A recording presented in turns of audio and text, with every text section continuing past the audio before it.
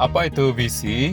Okey, di sini ada 3 kata kunci utama. Yang pertama, penetapan perancangan berfokus. Yang kedua, kata kunci hala tuju di landasan betul. Dan yang ketiga, melibatkan jangka masa panjang. Apa itu misi?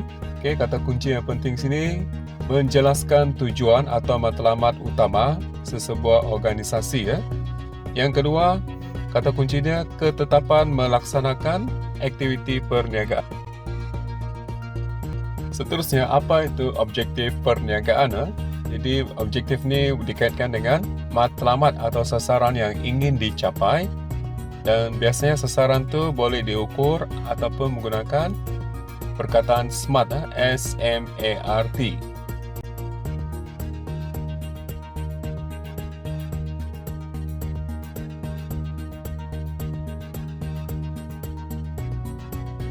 Bandingkan visi, misi dan objektif perniagaan OBU dan OBBU. Okey, cikgu berharap anda faham apa itu OBU dan OBBU. Baik, di sini kita ada 3 perbezaan atau 3 aspek perbezaan. Yang pertama, aktiviti. Bagi aktiviti OBU, dia mengeluarkan produk ataupun menjalankan pengeluaran. Manakala aktiviti OBBU, dia memberikan perkhidmatan kepada yang memerlukan. Okey, aspek yang kedua dari segi visi, misi dan objektif OBU sudah pasti memaksimumkan keuntungan. Manakala bagi OBBU, dia tidak mengambil keuntungan tetapi lebih menjaga kebajikan. Dan perbezaan yang ketiga dari segi aspek sumber kewangan. Bagi OBU, dia adalah menetapkan modal simpanan ataupun pinjaman. Dan sebaliknya OBBU pula, dia mendapat sumbangan ataupun dibiayai oleh kerajaan.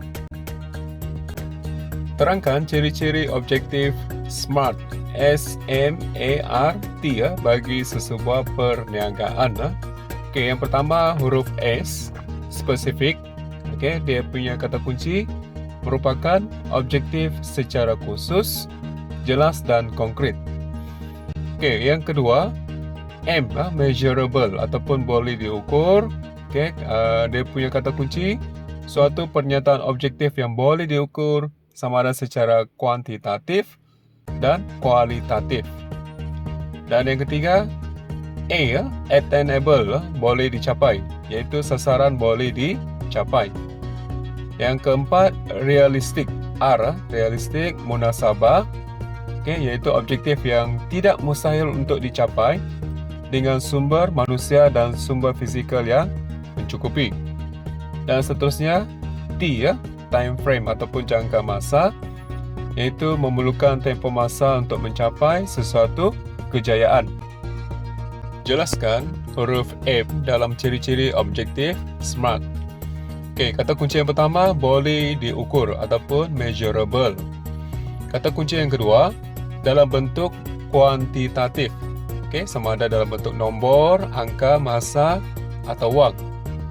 Kata kunci yang seterusnya dalam bentuk kualitatif ataupun quality, sesuatu, produk ataupun perkhidmatan. Kata kunci yang seterusnya boleh diukur sepanjang masa. Dan kata kunci yang seterusnya boleh banding pencapaian sebelum dan pencapaian selepas. Contoh di sini merujuk M, meningkatkan jualan burger sebanyak 10%. Jelaskan huruf T dalam ciri-ciri objektif SMART. Okey, kata kunci pertama apa itu T? Time frame ataupun jangka masa. Kata kunci yang kedua tempo jangka masa pendek.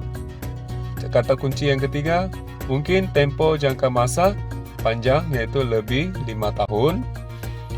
Seterusnya, kata kunci penetapan tempo suatu tarikh ataupun sesuatu tahun.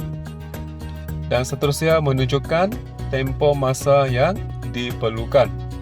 Okey, kita ambil contoh di sini. Meningkatkan jualan burger sebanyak 10% dalam tempoh 5 tahun.